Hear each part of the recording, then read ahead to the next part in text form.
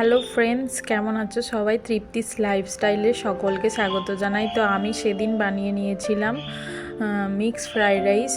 সেগুলো বানাতে যেগুলো যেগুলো লাগে দেখো। প্রথমে ভেজিটেবলগুলো কেটে রেখেছিলাম। এখানে চিকেন আর চিংড়ি মাছটা ম্যারিনেট করে রেখে দিয়েছিলাম। আমি ফার্স্টে না ভাতগুলো করে রেখেছিলাম, যেহেতু একটু ঝরঝরে টাইপের হয়, বেশি গলে গেলে না এই রাইসটা একদমই খেতে ভালো লাগে না। আমি আধ ঘন্টা আগে থেকে এটা ভিজিয়ে রেখেছিলাম। তারপর গরম জলে ওই 10-15 মিনিট মতো ফুটিয়ে তারপর 90% মতো সিদ্ধ করে নিতে হবে।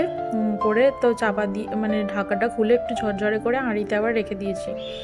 তো প্রথমে আমি কড়াইতে সাদা তেল গরম করে 3টে ডিম দিয়েছিলাম। ডিমটা ভেজে নিলাম, সামান্য একটু নুন আর গোলমরিচ গুঁড়ো দিয়ে ডিমটা ভেজে তুলে রাখতে হবে। তো এখানে আমার ভাত রেডি। এর ডিমটা ভাজা হয়ে যাওয়ার পরে একদম আস্তে আস্তে দম দিয়ে ডিমটা ভাজতে হবে। ডিমটা ভেজে রাখার পর আমি যে চিকেন আর চিংড়ি মাছ দিয়েছিলাম সেটা ভেজে নিয়েছিলাম। আর চিকেন যে চিংড়ি মাছটা মানে ম্যারিনেট করে রাখতে হবে আধ ঘন্টা মতো, ওটাতে আমি দিয়েছিলাম আদা রসুন বাটা, চিলি সস আর সয়া সস, গোলমরিচ গুঁড়ো আর একটু লঙ্কা গুঁড়ো, আর পরিমাণ মতো নুন তো দিতেই হবে। তো এটা প্রথমে সাদা তেলে আমি একটুখানি 5-10 মিনিট মতো ভেজে নিয়েছিলাম। একটু ভাজা ভাজা হলে আমি একদম অল্প তেল দিয়ে সব কিছু রান্না করেছি, কিন্তু তাও খেতে খুবই টেস্ট হয়েছে। তোমরা কারা কারা মিক্সড ফ্রাইড রাইস খেতে খুব ভালোবাসো বাড়িতে বানিয়ে অবশ্যই কমেন্ট করবে।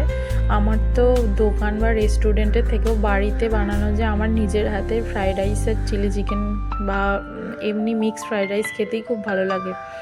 তো আমি সবজির মধ্যে যেহেতু শীতকাল, আমি মটরশুঁটি এগুলো অ্যাড করেছিলাম। অন্য সময় থাকে না তাই দিই না। গাজর বিনস তো দিতেই হবে, এর সাথে মটরশুঁটি, একটু ফুলকপি দিয়েছিলাম আর কর্ন ছিল বাড়িতে। আমি সবসময় কর্নটা দিই না, কিন্তু ছিল যেহেতু তাই দিয়ে দিয়েছিলাম। আমি এইগুলো ভাপিয়ে ফেলি না, সবজিগুলোকে একটুখানি নুন দিয়ে সামান্য ভেজে চাপা দিয়ে 5-10 মিনিট ধরে এগুলোকে ভাজি, যাতে এর মধ্যে ফ্লেভারটা ভালো থাকে বা মিষ্টি মিষ্টি একটা ভাব থাকে। আর আমি কিছুটা আদা রসুন মানে কুচিয়ে রেখে দিয়েছিলাম। এটা তেলটা গরম হতেই সামান্য 1 সেকেন্ড কি 2 সেকেন্ড মতো নাড়াচাড়া করে দিয়ে একটু লাল লাল মতো হবে। তারপর ওতে পেঁয়াজ কুচিয়ে রেখে দিয়েছিলাম, 2টো মতো পেঁয়াজ দিয়েছিলাম আর কাঁচা লঙ্কা কুচো 4-5টা দিয়েছিলাম। একটু ঝাল ঝাল খেতে আমরা যেহেতু পছন্দ করি তাই। তো এর সাথে গোলমরিচ গুঁড়ো তো যাবেই, কিন্তু কাঁচা লঙ্কা আমি বেশি করেই দিয়েছিলাম, ভালো লাগে খেতে। তার সাথে ক্যাপসিকাম রেখেছিলাম, একটা গোটা ক্যাপসিকাম দিয়েছিলাম। আর পেঁয়াজ পাতাটা তোমরা লাস্টেও দিতে পারো বা এই ক্যাপসিকাম দেওয়ার সময় দিতে পারো, কিন্তু সমস্ত সবজি বেশি ভাজলে চলবে না, তার ফ্লেভারটা চলে যাবে। যেহেতু এটা মানে একটুখানি চিলি চিকেনের মতো টেস্ট হয়, তাই জন্য আমি মানে এটা বেশি ভাজি না। সমস্ত চাইনিজ ডিশগুলোই দেখবেন বেশি মানে ভাজলে তার টেস্টটা চলে যায়। তো রাইসগুলো আমি ঝরঝরে করে যে রেখে দিয়েছিলাম, এই রাইস আমি নুন দিয়ে সিদ্ধ করেছিলাম, তোমরা পরিমাণ মতো নুন দিয়ে দেবে। আমি পেঁয়াজ পাতা ক্যাপসিকাম দিয়ে একটুখানি ভেজে সামান্য চিলি সস দিয়েছিলাম, সয়া সস দিয়েছিলাম, সরি চিলি সস নয় ওটা। আর তার সাথে যে সবজিগুলো ভেজে রেখে দিয়েছিলাম সেগুলো দিয়ে দিয়েছিলাম, একে একে মিক্স করছিলাম, করতে করতে চাপা দিয়ে ভাজছিলাম, যাতে টেস্টটা মানে সব ভাতের ভিতরে পুরোটা যায়, যেহেতু অনেকটা কোয়ান্টিটি।